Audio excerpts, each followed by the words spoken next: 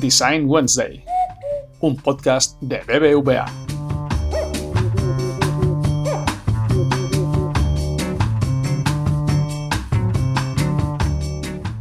Hola a todos y todas, bienvenidos al cuarto Design Wednesday, el podcast. En el anterior episodio desde México nos hablaron de cómo diseñar equipos de diseño y hoy cambiamos radicalmente de tema. Vamos a hablar de filosofía y de diseño. Pues efectivamente, María. Y bueno, cuando pensamos en filosofía, probablemente nos vengan a la mente como esos clásicos con sus largas barbas, ¿no? Y sus teorías que nos hacían estudiar en la adolescencia. Pues bien, a día de hoy muchas de estas teorías resuenan más que nunca y se están aplicando en grandes corporaciones, como veremos. Nos empezamos a hacer preguntas tipo ¿cómo podemos diseñar productos y servicios más éticos? ¿O debemos perseguir un diseño más humanista o incluso ir más allá? Este concepto de planet-centric quizás. Un tema súper interesante, sobre todo para el contexto que estamos viviendo hoy, así que empezamos. ¡Vamos a ello!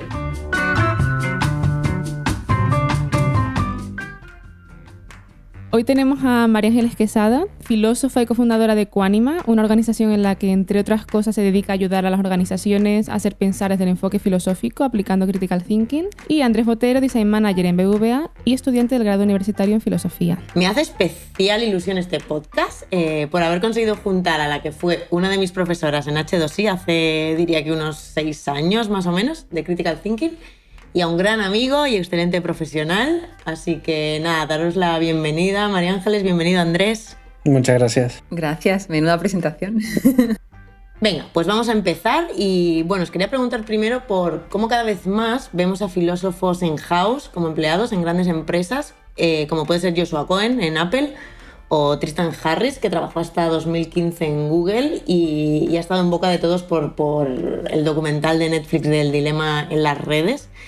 Es un conocido defensor de la buena ética en la tecnología. ¿Y qué diríais que está sucediendo? ¿Qué nos está trayendo la filosofía a las empresas? ¿Por qué están empezando a solicitar este tipo de perfiles? Bueno, también lo que quiero decir, aparte de los grandes nombres, ¿no?, que has comentado, sí que es cierto que también en el panorama español y en empresas un poquito más pequeñas o en consultoras hay gente que ha estudiado filosofía que está ya metida en esas empresas en la plantilla, ¿no? También lo quiero decir porque es algo que también de cara a los filósofos, ¿no?, a la gente que se está formando en esto, es una esperanza de que nos están escuchando también porque hay algo que aportar. Entonces, ¿qué es eso que hay que aportar o en lo que podemos contribuir? O sea, yo creo que por un lado hay una crisis enorme de la razón instrumental, ¿no?, que es la que nos ha llevado a donde estamos, una razón que solo pensaba que pues, podemos ser como máquinas y producir al máximo, todo enfocado a productos, a maximizar cualquier proceso, ¿no?, incluso el nuestro, nuestra propia vida, a ser productores todo el rato, consumidores, ¿no? Pero bueno, esa razón instrumental está acabada porque precisamente produce mucha infelicidad. Es que al final lo que ocurre con esto es que no podemos pensar que el ser humano con la superficialidad o machacándonos, no exprimiéndonos hasta el final podemos ser felices. Entonces se generó hay un momento en el que la sociedad empieza a mostrar infelicidad en muchos niveles, ¿no? En las empresas hay mucha infelicidad, falta de motivación, la gente... Hay como un rumbo difuso, vacíos, existenciales también, ¿no? Entonces, una de las primeras, yo creo que síntomas y crisis sucesivas que provocan más precariedad. Entonces, todo eso mezclados, yo creo que ha propiciado, y también la pandemia propicia cada vez más y ha propiciado que el filósofo entre. Porque el filósofo yo creo que lo que aporta, ya para centrar un poco más esto, sería, por una parte, como algo muy genuino, ¿no? Porque la filosofía, ha estado como relegada, como fuera del mundo, ¿no? Nos han echado un poco de la sociedad en los últimos décadas o incluso, bueno, más que décadas. Nos han echado un poco, entonces el filósofo no puede traicionar, el filósofo busca la verdad. O sea, no puede traicionar a su objetivo, ¿no? Y el filósofo aporta ese autoconocimiento que hemos perdido, te dice otra vez, vuelve a ti, conócete a ti mismo, porque es la única manera de conocer el mundo, de entender lo que te está pasando, entender lo que nos va a pasar y cómo podemos hacer un mundo que nos guste más, ¿no? Entonces te sitúa en ese lugar, ¿no? Y yo creo que otro aspecto súper importante, aparte, por supuesto, de esas herramientas de pensamiento, ¿no?, que es un poco a lo que yo me dedico, herramientas de pensamiento crítico en este caso, que te sirven para entender lo complejo. El mundo en el que vivimos no puede ser entendido con una frase de Mr. Wonderful. Claro, debe ser entendido con un poco más de complejidad, ¿no? Esto lo dice mucho el filósofo Edgar Morin. Habla mucho de que no podemos decir que el mundo no es complejo. El mundo es complejo y la complejidad hay que pensarla. Y entonces, la clave última que quiero dar es el pensamiento es normativo, de base. Quiere decir que el ser humano, siempre que piensa en cómo hacerlo, cómo debería ser, cómo le gustaría hacerlo, cómo deberías construir un mundo mejor, ¿no? Siempre pensamos en el qué nos gustaría. No solo pensamos en cómo son las cosas, siempre pensamos en la ética, hacia dónde vamos, ¿no?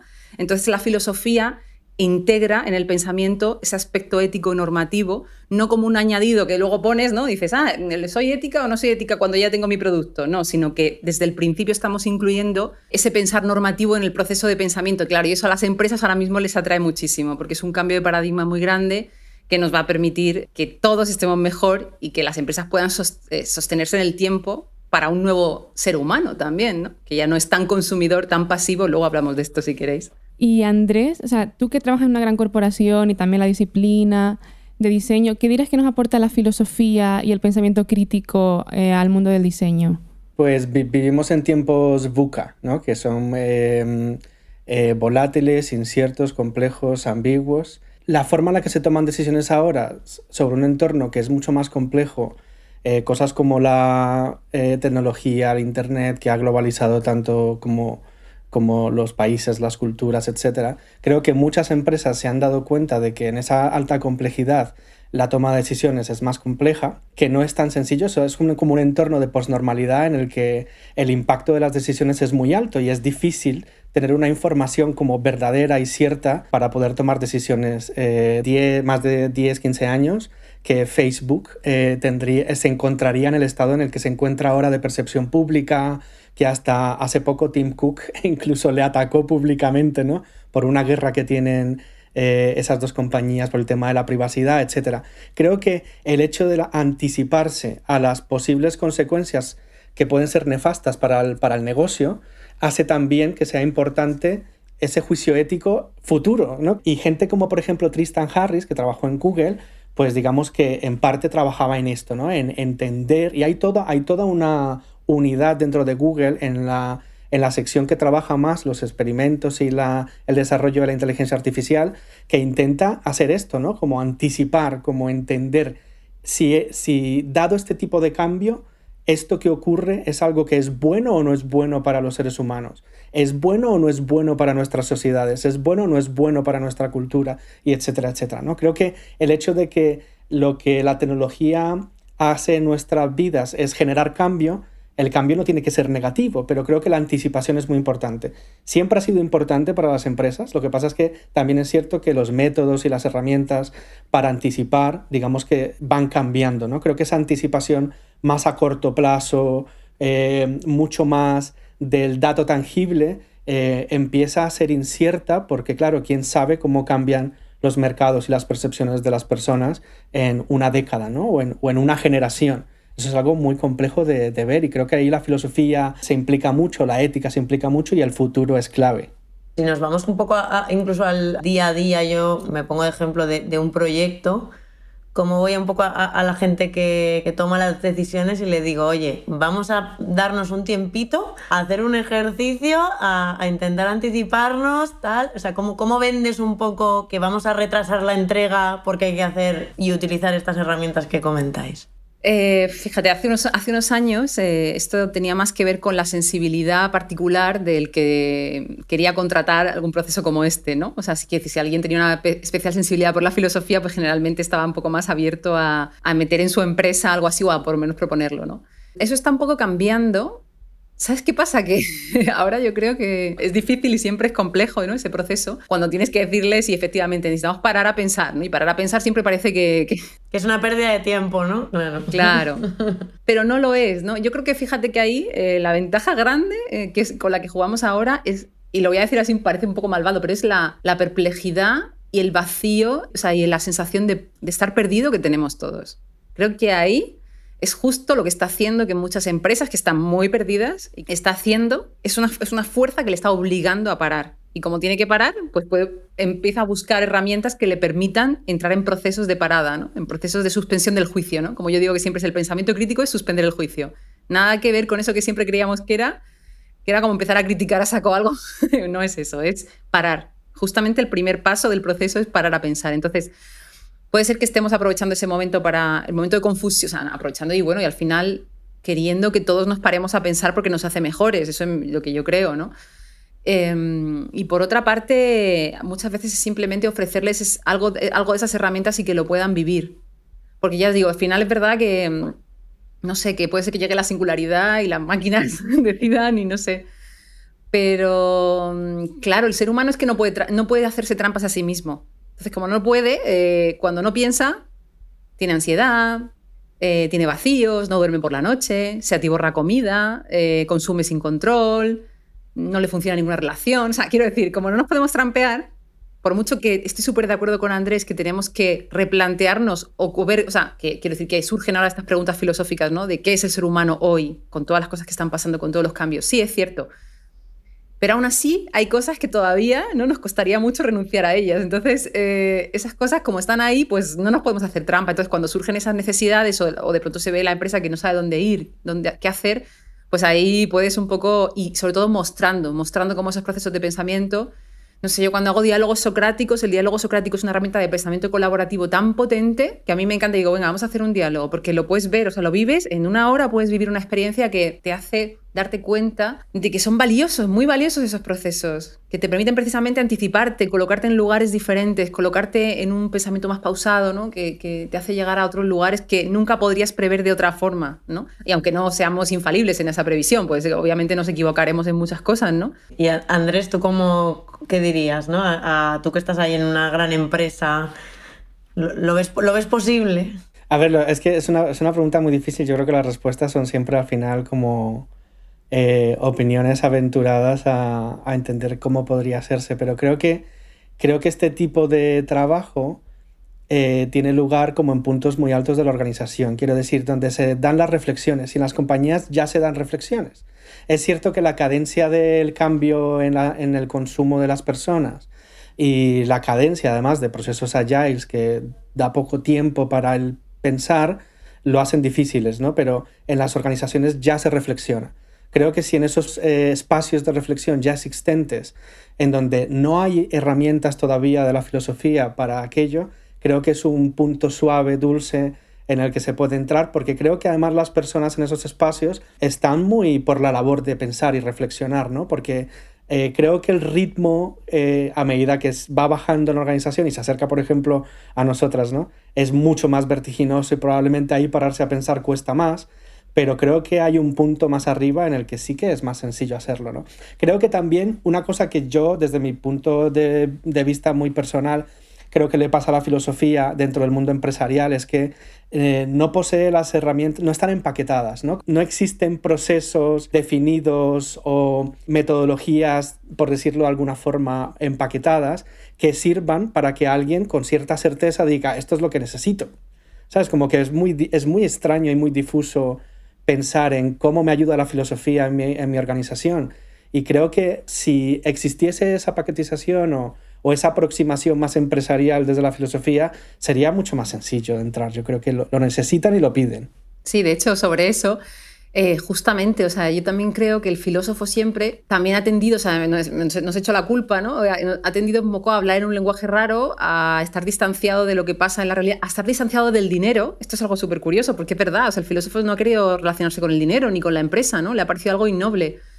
Entonces yo, ya sabéis, yo creo que me conocéis un poco y sabéis por dónde voy, yo voy a lo contrario, yo me he metido en el fango un poco en el mundo empresarial, que es súper complicado para mí, además que vengo de otra cosa, y claro, sí, uno de mis objetivos es poder paquetizar todos estos sistemas, claro, y por eso estoy ahí trabajando en este sistema de pensamiento crítico que pueda ser algo como muy accionable, ¿no? En la empresa, que se pueda, pues eso, realizar ese proceso, lo que tú dices, un buen paquete de pensamiento crítico que se pueda poner en funcionamiento de problemas concretos y que dé sus resultados, sin que eso agote todas las posibilidades que tiene la filosofía de aplicación en la empresa. Pero bueno, es una cosa más que está muy bien que la hagamos, yo creo. O sea, que desde aquí también animo a todos los filósofos a ser un poco más, a hacerse entender y a comunicar lo que hacen y a hacer ese esfuerzo por ofrecer herramientas que puedan funcionar a gente que lo quiere y lo necesita, ¿no? Por ejemplo, antes comentabas lo del diálogo socrático, ¿no? ¿Podrías contar un poco de qué va? Sí, el diálogo socrático, bueno, para el que no lo sepa, sí, brevemente, viene de la mayéutica y de herramientas que vienen de Sócrates, pero no es eso, no viene de ahí totalmente, es decir, es una especie de nueva composición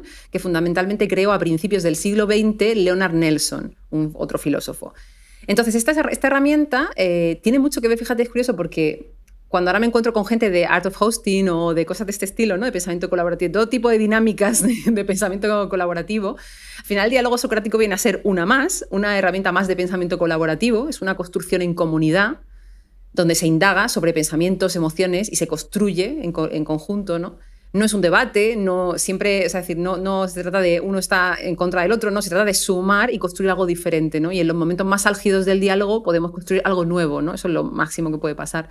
Lo bonito del diálogo, a diferencia de otras metodologías, es que se basa en pues, cómo construir un buen argumento, cómo ese argumento, cómo tú entiendes primero el argumento, cómo entiendes ese argumento y lo comprendes y luego puedes decir estoy a favor o en contra y añadir un matiz para ayudar a estar más a favor y más ideas a favor, o puedes hacer una objeción, puedes poner ejemplos, contraejemplos, nos ayuda a ordenar nuestro pensamiento, ¿no? Y siempre hay un filósofo que guía y te ayuda mucho a través de preguntas que también hacen los participantes a un poco ir rascando, sobre todo ir más allá de lo obvio, del cliché, ¿no? También salir de lo abstracto y bajar a lo concreto. Por eso buscamos los ejemplos, por eso buscamos contrastar las ideas con la realidad. Muchas veces pasa que estamos diciendo algo que no se sostiene en la práctica, que no es verdad. Entonces nos engañamos a nosotros, a los demás y a todos, ¿no? O estamos argumentando simplemente repitiendo una idea. Eso no es argumentar, eso no es dar un porqué.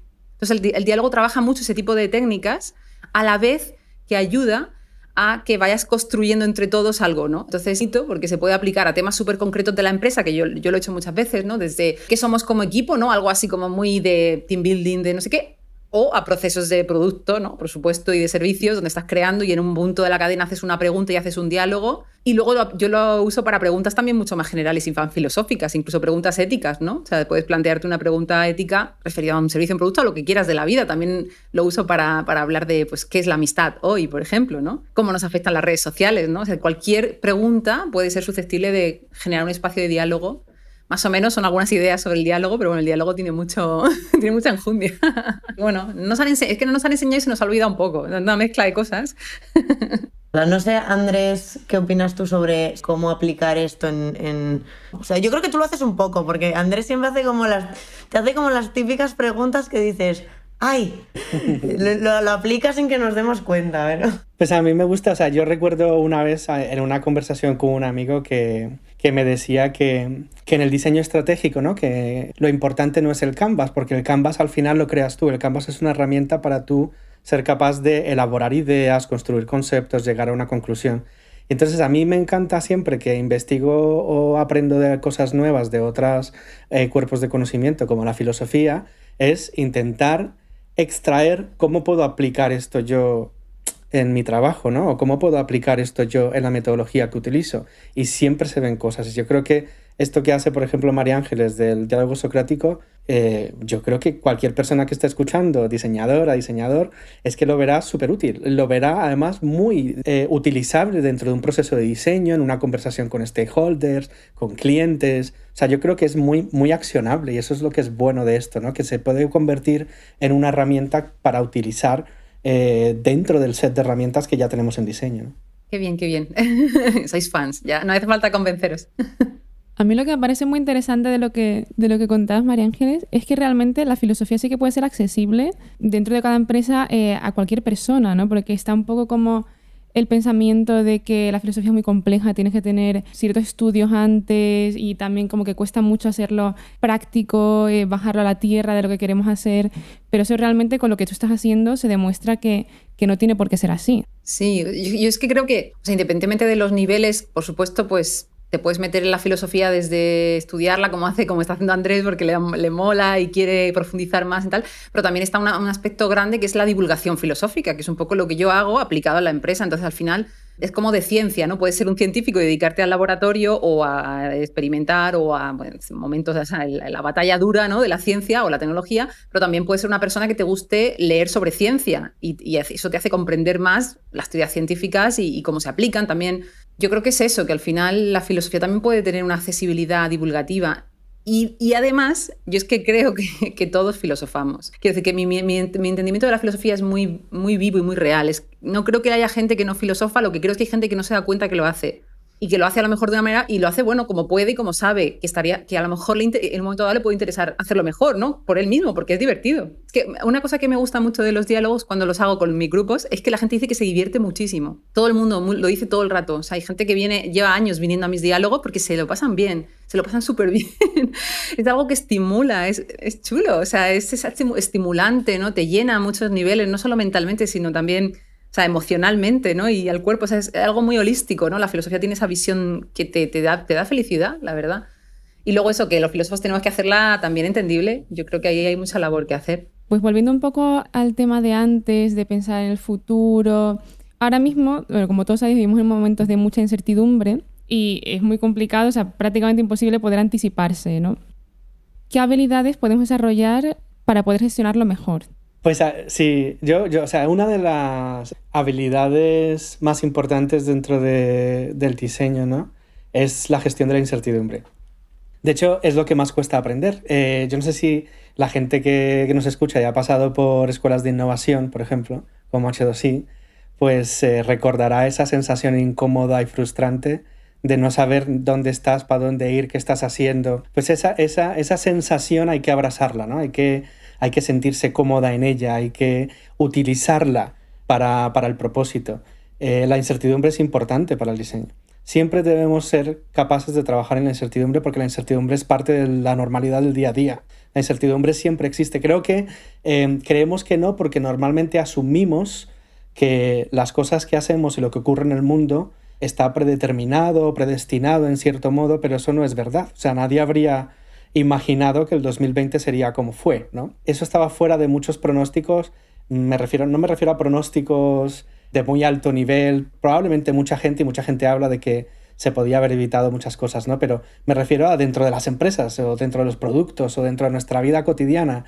Nadie se lo habría imaginado. La incertidumbre siempre está.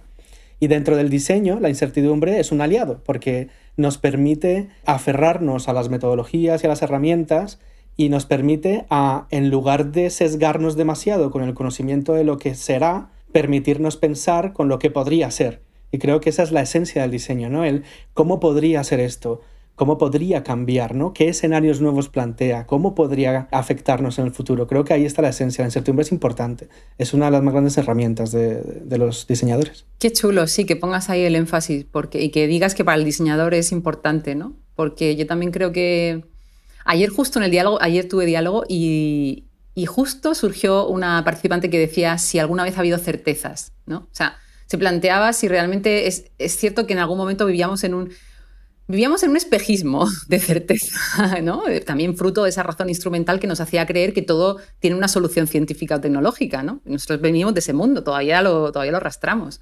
Pensamos que todo tiene una solución, pero hay cosas que no tienen solución. O sea, eso que quede muy claro, hay muchas cosas que no tienen solución. Entonces, recogiendo un poco lo que dice Andrés, ¿quién nos ayuda a trabajar la incertidumbre? Pues es que es curioso porque las filosofías sapienciales son todas esas filosofías, ideas y religiones, incluso, ¿no? Sin la parte de dioses, no hace falta esa parte, pero la parte laica, por decirlo así, de las religiones, que han hablado de grandes cosas a lo largo de la humanidad, a lo largo de la historia de la humanidad, y que son muy comunes a todas ellas, ¿no? Es decir, el budismo se entronca con el taoísmo, con el estoicismo. O sea, hay muchas filosofías que hablan de cosas muy parecidas, no todas en las mismas palabras exactas, pero muy parecidas. Entonces yo animo a toda la gente a recuperar esas filosofías. El estoicismo es una filosofía maravillosa que ayuda a vivir situaciones complejísimas de guerras, pandemias. Marco Aurelio, el emperador romano, filósofo también, filósofo estoico y gran emperador, vivió guerras tremendas, pandemias, tremendo, ¿no? O sea, una situación durísima, ¿no? Podemos aprender mucho de mucha. Hay gente que ha escrito mucho. Eso, a lo que voy es eso, que no solo estas filosofías. Os pongo el estoicismo como ejemplo porque creo que es muy potente y hoy día también se está poniendo muy de moda y a lo mejor a la gente que nos está escuchando le interesa porque lo ha escuchado por algún sitio y empieza a leer sobre esto. Pero hay muchas otras. Hay mucha filosofía sapiencial que se puede rescatar. Hay una autora que es maravillosa, que es Mónica Caballé, española, porque al final el autoconocimiento es otra de esas herramientas que nos va a hacer fuertes y nos va a permitir imaginar y eso, anticiparnos, ¿no? En relación con esto, sí que quiero recalcar una cosa muy, muy importante y es, para mí hay una vuelta al humanismo que necesitamos hacer y entre esas herramientas está leer. O sea, esto es así, o sea, es que es así tan claro. O sea, apaguemos Netflix y leamos literatura, filosofía y otras muchas cosas que se han escrito a lo largo de la historia que dicen muchísimas cosas que probablemente hoy día están en una serie de Netflix. Pero es que eso lo ha dicho antes un autor hace muchos años y no aprovechamos todo ese conocimiento. El conocimiento de la humanidad pensamos que es Wikipedia y no lo es. O sea, el conocimiento que tiene la humanidad es enorme. Entonces, para mí la vuelta al humanismo implica hacer mucha higiene informativa, que esto es otra buena herramienta, darnos mucha cuenta de lo que no hay que mirar y da igual que esté ahí, no tienes que mirarlo y no tienes que encenderlo, ni tienes que dejarte intoxicar por eso. Simplemente no lo hagas, es basura para tu cuerpo. Volver a la lectura, volver a los clásicos, volver al conocimiento, al humanismo, ¿no? O sea, recuperar el arte, mirar cuadros. Esas cosas, escuchar música de todo tipo, ¿no? O sea, para mí la vuelta al humanismo es la gran herramienta que podemos utilizar porque hay una sabiduría de toda la humanidad que no la estamos empleando.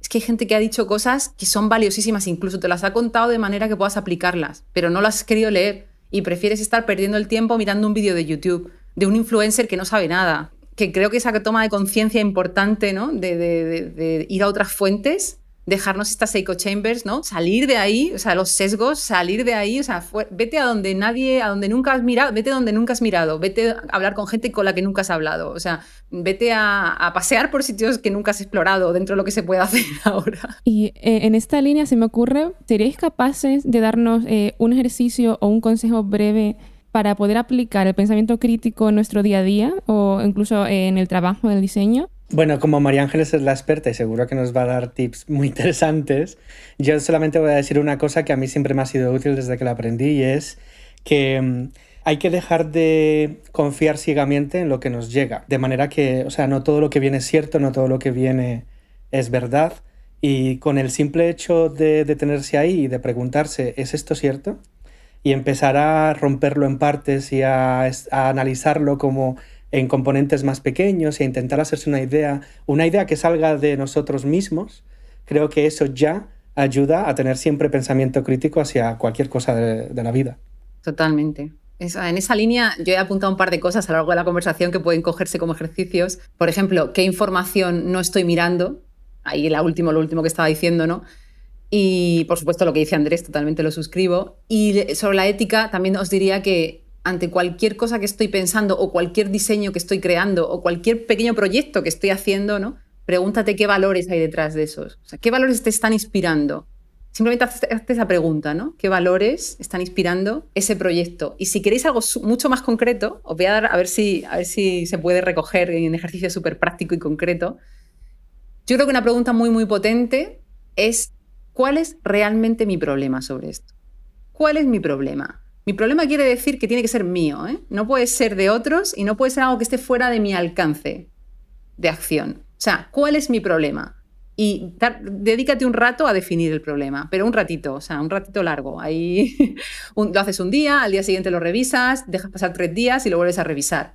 ¿Cuál es mi problema? Y ponlo en formato pregunta. Yo creo que eso es algo que no estamos acostumbrados a hacer. Me siento mal, estoy encerrada en casa, tengo no sé qué. ¿Cuál es mi problema? Estoy haciendo este proyecto, no me entiendo con esta persona. ¿Cuál es mi problema? Estoy terminando este proceso con mis compañeros, este proyecto más grande, ¿no? Con un equipo, tal, no sé qué. Vamos a plantearnos cuál es nuestro problema. Vamos a dedicar esos 10 minutos a conversar un momentito, aunque sean 10 minutos, ¿no? ¿Cuál es nuestro problema? ¿Dónde estamos ahora? ¿En qué punto estamos? ¿Cuál es nuestro problema hoy y ahora, ¿no? Yo creo que esa pregunta, adaptada a diferentes escenarios, es potente, porque a veces perdemos de vista cuál es nuestro problema, ¿no? Totalmente. Qué maravilla escucharos. De verdad, animo a todas las corporaciones, empresas, consultoras, agencias a tener filósofos en su plantilla porque necesitamos que nos ayuden a dialogar, a pensar y bueno, a abordar mucho mejor ya no solo los proyectos, sino nuestra vida diaria. Qué maravilla. Pues muchas gracias. Muchas gracias a los dos, Andrés, María. Un placer. Muchas gracias a todos. Un placer. Sí, un placer. Gracias a todos. Bueno, cuidaros, un abrazo.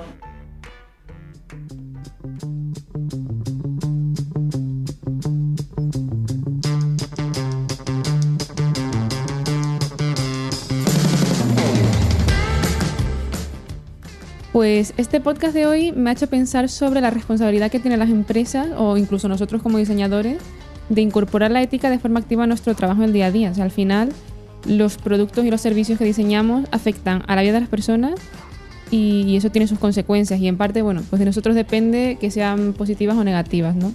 ¿Tú con qué te quedas, Silvia? Pues yo diría que me quedo con la idea de que todos somos filósofos, que lo único que tenemos que hacer es parar y reaprender a pensar, a dialogar, incluso reaprender a criticar, ¿no? Y si encima tenemos la suerte de que los que saben de esto, como María Ángeles o Andrés, nos facilitan y nos guían en cómo hacerlo, pues mejor que mejor. Totalmente de acuerdo. Bueno, pues aquí nos despedimos. Nos vemos en el siguiente episodio desde México y a ti te escucho en el siguiente, Silvia. Perfecto, yo os escucharé desde aquí. Un abrazo a todos. Adiós.